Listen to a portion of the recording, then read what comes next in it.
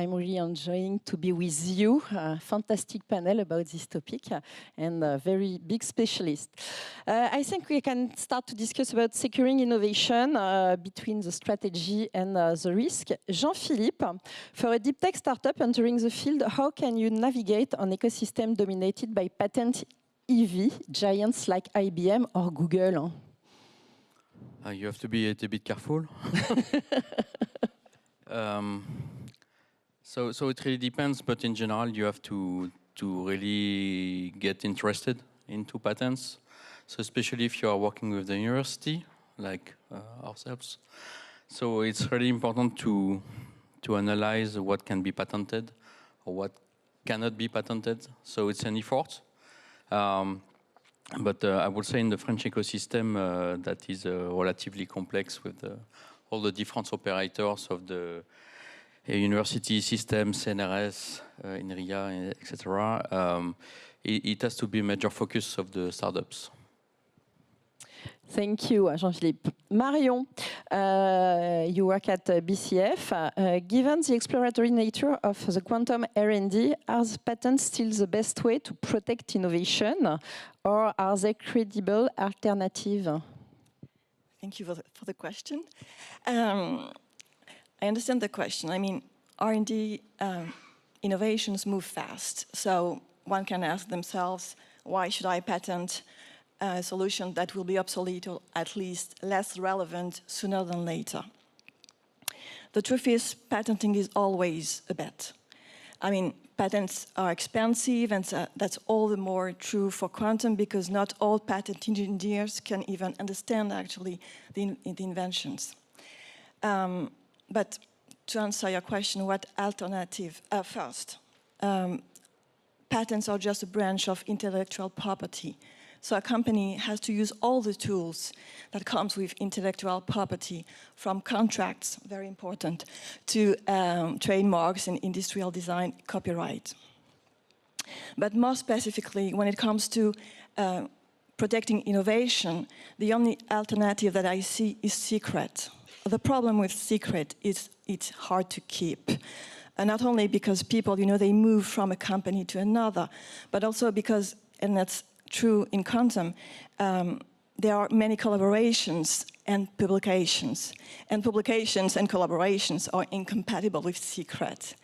So, in a nutshell, patents have drawbacks, I know, but they give you the legal title that comes with a legal monopoly. They increase the valuation of your company, they attract funding and investors, and they give you power when you have to negotiate with partners or competitors, and they give you also incredible, technical credibility. So to answer your question, I think that yes, they're still the best way to protect your innovation. Maybe Magali, you want to comment, and what is your approach or recommendation for filing quantum patents?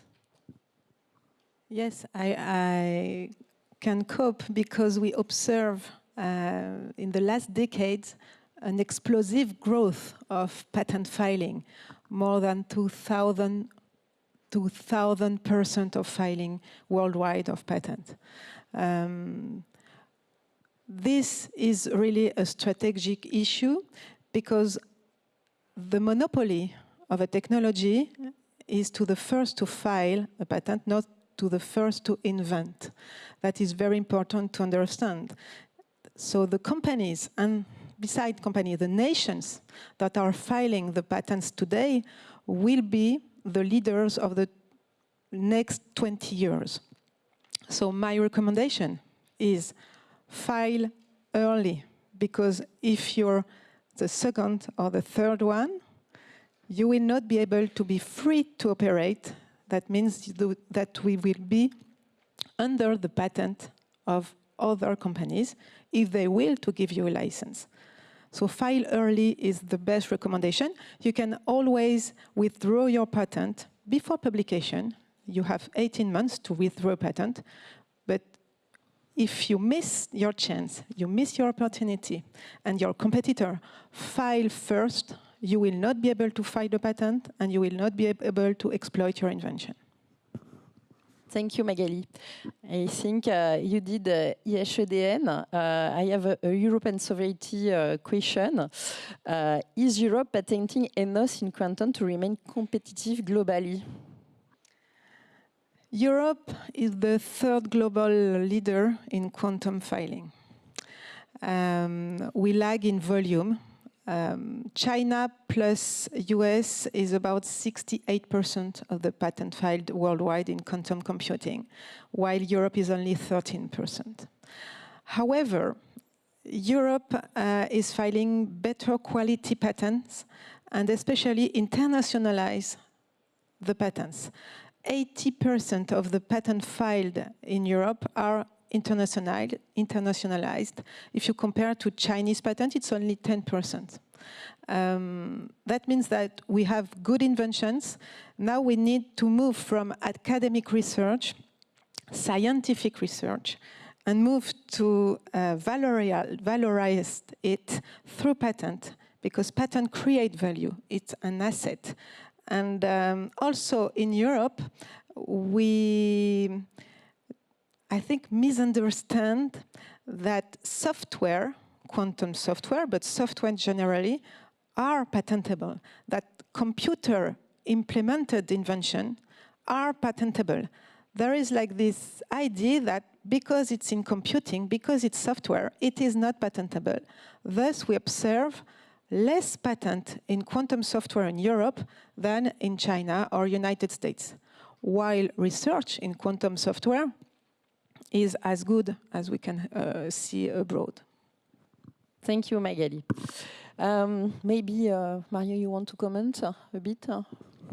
I agree very much with the part with the software part. You know, all the software stacks in quantum with the error reduction and the compilation and the simulation, they're very important, but they are less patented in Europe than in the US and in China.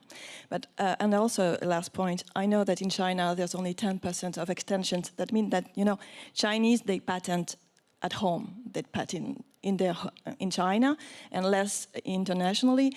But I mean, that's clever from them also, because they know that they're a huge market, you know, so it's cheaper for them, but they still have this huge influence. Okay. Maybe Jean-Philippe, you want to comment that also as a French startup? Yes, so I think that's a really good point, the software patents. So clearly there is a misunderstanding of that. The universities, they always tell the researcher, you cannot patent it. And so there are no patents, almost. So for startups, they have to take their future in their own hands, I think. So I don't know why universities say that, but I think that's a mistake. But that's good to discuss this point, and I think everyone should look at which algorithms are patentable, because if you look carefully, you discover that everything is patented in US. I have seen patents like in HPC, someone patented the single precision, you know. So all the pieces of the ecosystem are patented. And so if we wait, you are already in a closed loop, and you have no chance to be the first. Yeah, it could be really valuable for your investors to see that you have patents maybe when you are startups. I think, Fanny, that a good advice to every companies, the startups to the big corp, that train your inventors, train the informaticians, train your physicists to what is patentable, to recognize when they're working, if they're maybe making an invention that is patentable, is really an important step. Yeah, and I discovered last week that I can do a patent about where stuff we are working. Mario and Magali, do you foresee a patent war in quantum similar to that we saw in telecoms or semiconductor? What lessons should we learn and now avoid a future bottleneck about that? Maybe Mario? That's a challenging question, actually. So if we go back to the patent wars in telecommunication and semiconductors, I think that there were 4 features. The first one is colossal economic stakes. The second one is standardized technologies. The third one is massive patent portfolios that led to huge IP litigations. And the fourth one is, the underlying goal of domination of the market. So are all the ingredients in quantum? Then we can check. The economic stakes, I think, also are huge. We've seen in banks, all the application in communication, quantum communication, in the banks, in chemistry and biology. That's so huge in AI also. So I guess that, yes, the first one is here. Second one, standardized technologies, not yet, but there are already 2 international groups working on it, so ongoing process. Third one is massive patent portfolios. Not here yet, but also ongoing process. IBM already has more than 350 patent families in quantum, for instance. And the last one is the goal of domination, and I would think that if we see all the actors from governments to tech giants and startups all investing all that money, they want to have at least a comfortable part of the market. So I would say that, yes, we have all the ingredients. Now, are there going to be a war because they're all 4 ingredients? I don't know. I left my crystal ball at home, forgot it, sorry. But I think that from a technological perspective, the hardware part, for the time being, all the companies have chosen their own path. So I would say that there will be less friction. And also, since it's very complex, you need to have collaborations. And collaborations mean sharing IP and having cross-licensing. And that reduces the possibility of a patent war. But from the software part and the applications, I have the feeling, but that's just my opinion, that there could be more friction in the long run. So I don't know what's going to happen. Like Socrates, I know that I know nothing about the future of quantum. But what I know, and I guess Magali will agree with me, is that the only way and the best way to be prepared to a patent war, if the patent war happens, is to have a thoughtful strategy in IP and to have built solid patent portfolios. Magali. Yes, there is no war right now, but it's a plausible scenario. And when you see a war coming, I think it's important to be prepared and to be armed. That's why we see a patent race, and that can be seen as an arm race. That means that if you do not believe in patent, I believe in secret, I believe in open source, it's great, I don't believe in patent. Patents are not important. Maybe my investors are not really interested that I file patent. That means that maybe in 5 years, in 10 years, in 15 years, you will lose a war because you are not equipped enough, and it will be too late to file 1,000 patents. It's very important to understand that because a patent lasts for 20 years, you're building today the security of your company for tomorrow. So be prepared. Even if there is no war, you will have an asset that you can, sell, that you can license, that you can just withdraw. It will have attracted investors. But if there is a war, I think you will be very happy to be able to fight for yourself and for your company. And that is why we can see a lot of patent filing, but also of patent portfolio that are by companies, and especially in Europe. Now we have a unified patent court. That means that you can try to attack a competitor for infringement, but not in France, Italy, Portugal. You're going to a European court, and you can have a settlement and have dozens of millions of damages of interest and interest. So that means that in the future, you will have a weapon, European patent, and you will have a court to weaponize those patents. And it's very important to be prepared. Thank you, Magali. Jean-Philippe, finally, what advice would you give to a young company or researcher seeking to protect and valorize their quantum innovation today? I would recommend to be really to automatize everything, so to have like a routine. So for each new thing that is about to get out, give it to analysis to some specialists, because once it is published in a scientific paper, it's finished. So it has to be done before, and since it is also a scientific race to publish, that means that everyone must be organized. So it has to be done 2 months before. So that's in practice is not so easy. So that require a specific organization, and I would recommend to do it from day one, so until it becomes normal. But that's absorbing quite a lot of resources. So it's not nothing, because when you have to write a patent, that's a different language. It's very complicated. But yes, so that's a very good point. Every startups should file patents, and from day one. Okay, and maybe a last question for both of you: how we can start a journey with company like yours to start and to have patent, and maybe talk about the cost, because we have few minutes rest.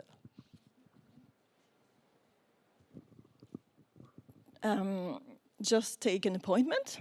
And my company, it's specialized in, building IP strategy on both sides of the ocean, because we are a Canadian firm.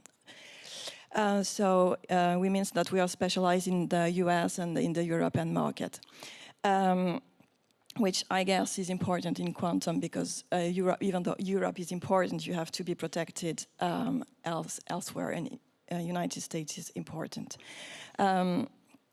I would like to say also that we are flexible.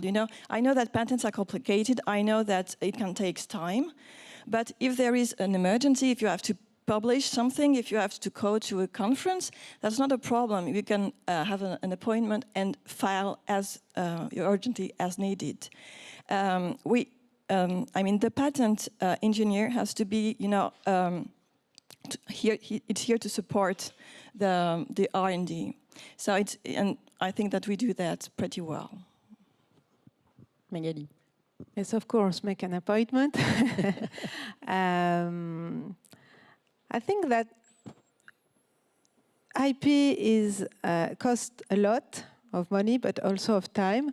And when you're dealing with scientists, they have no time. Sometimes they've got the money because they've got investors, but they have no time. So what we tried at Yes My Patent is to make easier the way to interact with the firm. For example, we're working for Candela. For Candela, we have a 2-day fractional IP director that comes to Candela and work with the scientists for 2 days. It's easier that way than sending emails, waiting for a response, and because we are drafting a patent and then we wait because we need more information and we wait for a week. And so it's very important to find a firm that will work with you the way you need to. Because otherwise, when you're filing one patent, it's okay. But when you will have 20, 30, 50 patents to deal with, it will be like every day a new email from the firm asking information, asking instructions to go to internationalize the patent or whatever. So it's important to find a firm that is working the way you need to, and also that is very important, and I'm sure you will agree with me, you need to find a firm where there is patent attorneys with PhDs is best, but are at least engineer in quantum physics.